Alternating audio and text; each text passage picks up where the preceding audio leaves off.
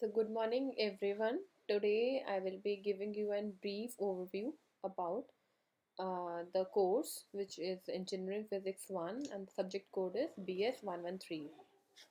So, in this particular class, you will be given a brief overview whatsoever you will be studying in the coming semester. So, this is my mail ID wherever you can always text your queries or doubt whichsoever you are having in the subject. Okay.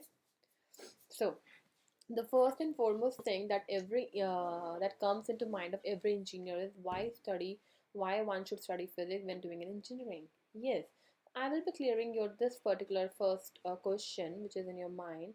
The first and foremost thing, every device, every machinery which you see in the market, it is actually laid on the principles of physics. So physics is a basic of science, and engineering makes the application of this basic subject to make certain new devices and machinery. Okay, so it's very important for an engineer to learn physics. For example, if I give you an example of Samsung LED TV, that is a light emitting diode based TV. Okay, so Samsung company recently they have designed this particular LED TV, light emitting diode, and light emitting diode means it's a PN junction device, and PN junction device are made using the semiconductor physics materials. So here also you can see that's a recent application which is there in the market. It is based on the semiconductor material that we study in the physics subject only. So for engineers to make certain new innovative devices and machinery, electronic parts, it's very important for them to understand the conceptual knowledge behind these engineering applications, and that is only laid on the foundation of physics. Okay, so this is a main thing. Also, there is one more example, that is a nano liquid, which is there in the market again to protect our screen of the mobile phones and certain laptop screens also. It's actually a liquid made on the principle of nanotechnology. The molecules are very small. You just drop a liquid onto the mobile screen or the laptop screen, and you can spread it over on the screen to see, and it will protect it. It will form a thin layer coating which is having a nano size depth. Okay, and it will protect your phone from various scratches and the things and from various shocks. Okay, so by this way the physics have been used to design very innovative designs in the field of electronics and screen guard or in industry. So they are using these principles only. So that is the reason an engineer must have the basic core knowledge about these basic principles, such that when they are designing something they can do something new by using these principles only. Okay, so in this semester we will be covering the four basic understanding about these physics concepts. First is about understanding the thermodynamic principles. Once you are understanding the thermodynamic principles, you will be able to apply these thermodynamic principles to solve the engineering problems. So, as we will be doing certain unit and topics, you will be able to apply that knowledge onto the practical engineering problems. Okay. Then the next target will be to understand, the objective of course will be to understand and model waves and oscillations.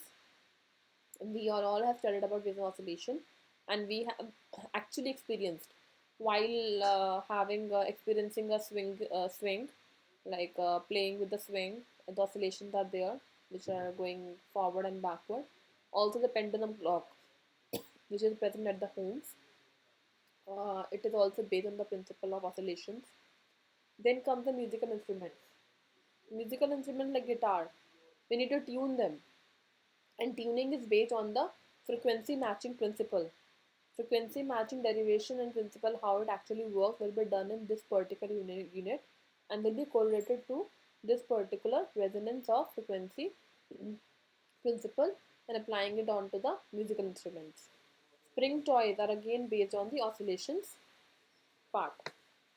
Okay, and in the third unit we will be covering again very interesting thing, that is a phenomena of interference, diffraction and polarization, where wherein you will be able to understand and model these particular phenomena in the applications like sunglasses, nickel prism, car mirrors, etc.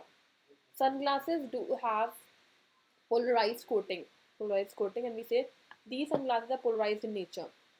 That is, they make the light direction to be only in one direction. Unpolarized light means the vibrating in multiple directions, and polarized means only along one direction, along one axis. By this way, the clarity can be maintained. By making the light in a unidirectional way, the clarity can be maintained in the glasses. Again, if we talk about the certain examples, practical examples of interference and diffraction phenomena, when you see the room through a keyhole of the door, you can see the whole room from such a small hole. That is just because of the diffraction of light or bending of light. Because of that, the whole room gets illuminated and you are able to see the whole room clearly. Then comes the example of interference, your microscope, which you use for studying the minute particles in the laboratories. Again, it provides you a dark and a brighter image of the thing which you are observing under the microscope. That is based on the interference fringes. But if constructive is there, you get a bright band, and if destructive is there, destructive interference, this means you will get a dark band. So I will explain you once we are entering into these topics. So I'm just giving you a brief overview how the each concept of physics which will be taught to you in this semester is actually correlated to the engineering problems and device which are created in the industry. So they are all laid on the principles of physics. The last and very important thing is to understand and appreciate relativistic systems. The theory of relativity comes here. And about the lasers. So theory of relativity, I must recommend you, there's a movie called Interstellar movie. It explains very clearly and in a beautiful manner the how the theory of relativity concept is there in the nature. There was a father and daughter. Father went to space. When he returned back, they observed that the father was much younger than the daughter, and the daughter grew old due to the time dilation concept. And about this, you will be doing derivation in the upcoming classes, and you can easily correlate with the interstellar movie concept, which is being explained there. Okay. Then comes our lasers part, which is a light amplification by stimulated emission of radiation. It's a device, again, electronic device, and I will be making you understand and model these laser devices in the field of medical, surgery, packaging, and also the IR based thermometer sensors and all those things. So, each and everything which is designed in your syllabus is very correlated to the recent things or recent applications which are there in the market. It's going to be very interesting and entertaining experience for you for studying physics. So it will be delivered in a conceptual way and to make you more understand the things around you. So all the laws of physics, I must tell you, all the laws of physics are actually derived from the laws of nature.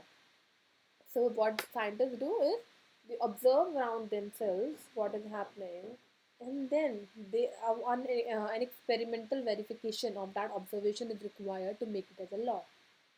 So physics explains the laws of nature, and laws of actually the laws of physics have been derived from the laws of nature. Okay, this is the syllabus, and it will be covered in this much time duration. The each unit it's given here, and this is the now your detailed syllabus. Um, it's available on the site also, so you can see there are in total 4 units covering the first unit comprising of thermodynamics, second on waves and oscillations, wherein the all these things EM theory, Maxwell's equations, electromagnetic waves, and so on will be discussed. Again, interference, diffraction, and polarization is divided into 3 parts: A, B, and C. So we will be covering all these things in our third unit. And unit 4 deals with the theory of relativity and laser physics. Okay. So, and the books, reference books are given here, so you must prefer these books. They are very nice, and Concept of Modern Physics by Arthur Weiser. It's highly recommended. Okay, to study about these topics if you want to. Okay, and after like while teaching every unit, I will be guiding you how to which book you must prefer for that particular topic. So it will be told to you at the time of teaching only. Okay.